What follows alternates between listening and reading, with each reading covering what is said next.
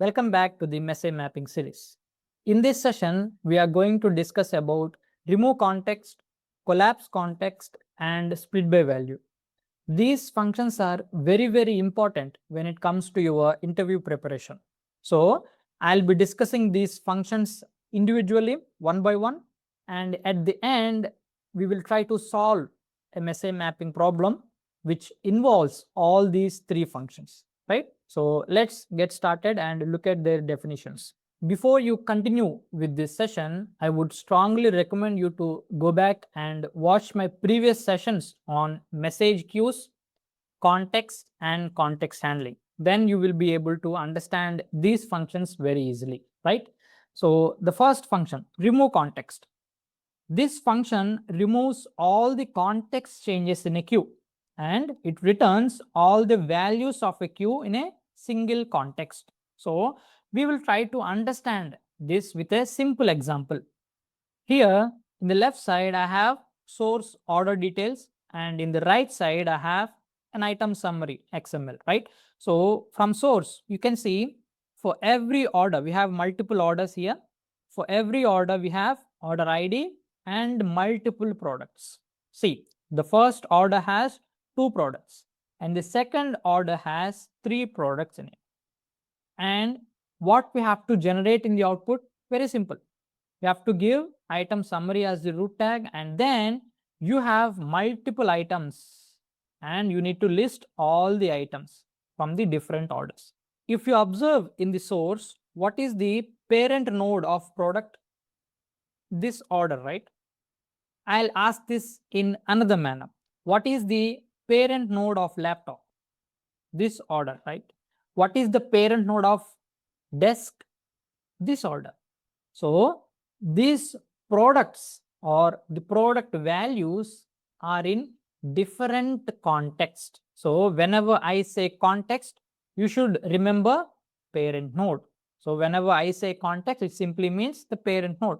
So these products are in different contexts, or in other words, these products present in or present under different parent nodes. Simple. But in the target or in the output, we need to generate them or we need to place them in a single context under a single parent node. See, the laptop parent node is item summary. Mouse parent node is item summary. Chair parent node is item summary. So when you have different context or when you have context changes from the source and you need to remove all those context changes and generate a single context, then we will use removeContext function.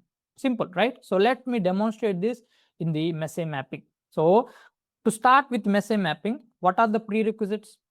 We need both source XST and the target XST, right? What is an XST? Basically the structure of our XML document. So let me generate the XSTs first. I'll copy this and we will go to the XML to XST converter. Open any website.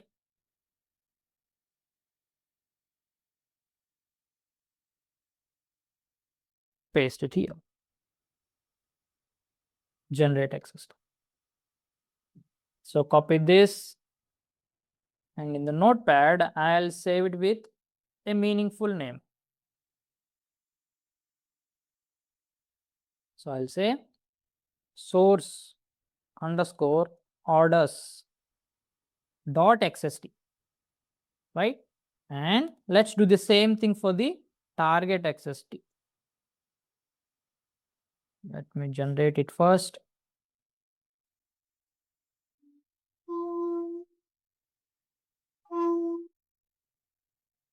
Copy this and save it with target underscore orders dot XST, right? So I've already created one iFlow for us. So let me open this, edit, take the timer,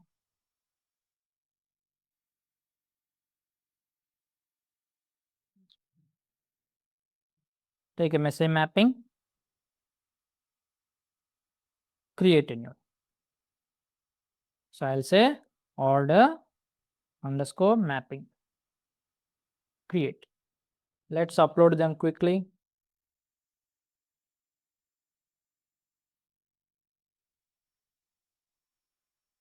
Target. Now the root node from the source is orders, and we need to map it to the item summary, or you can give a constant as well, doesn't matter. So this one. Now you need to map the products to item, but these are under different contexts, so you need to handle the context properly. But let me try to map it and see how the output looks. So I'm not involving any function here. So let me simulate this. Upload the sample XML.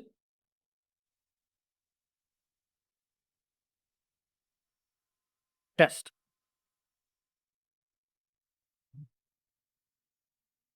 See, we got only laptop and mouse. We didn't get the remaining.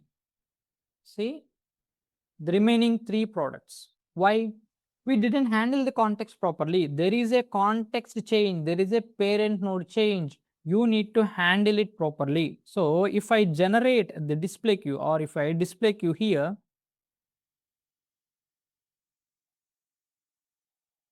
see, laptop and mouse are under one context. The grayed out area indicates the context change, the parent node change. The white background are the actual values. The laptop and mouse are under one context. In other words, they are under one parent node. But I want all of these. I want all of these products under one roof, right? This is the expected target. All the items are under one parent node. This is what we have to generate. So simply we can use the removeContext function. This will remove the context changes in the queue. Observe how it behaves when we involve the removeContext. See, it is under the node functions. Take the removeContext, close this, connect this,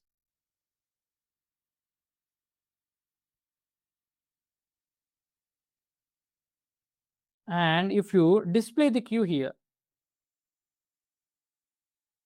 see, even though we have a context change from the source, it removed all these context changes and put them under one parent node, under one context. Simple, right? If you simulate now, test, that's it. So this is how we work with removeContext.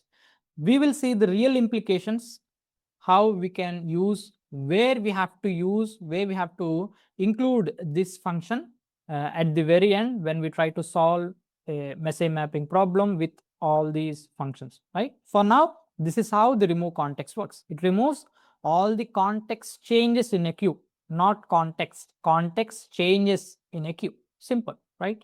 Let's look at the other one. collapseContext. It picks the first value from each context and returns them in a single context. Basically generates a single context, but with the first values from each context. So removeContext removes all the context changes and puts all the values under a single context, right? But collapseContext removes all the context changes, yes, but it picks the first value from each context and puts them under one single parent node. Confusing, right? Let me demonstrate this with another simple example. So here, another order details, but observe carefully. I have orders as the root tag. Under that, I have multiple order details, but see, we have order ID and then items and multiple items. My requirement is very simple. I need to generate the order ID, which is fine. And out of these three order totals, I need to pick the first one. I need to pick only the first one and include it in the output. Simple. The same goes to the second order details as well. Out of these 3 order totals, I need to pick the first one. So let's see how we can achieve this using the collapseContext function.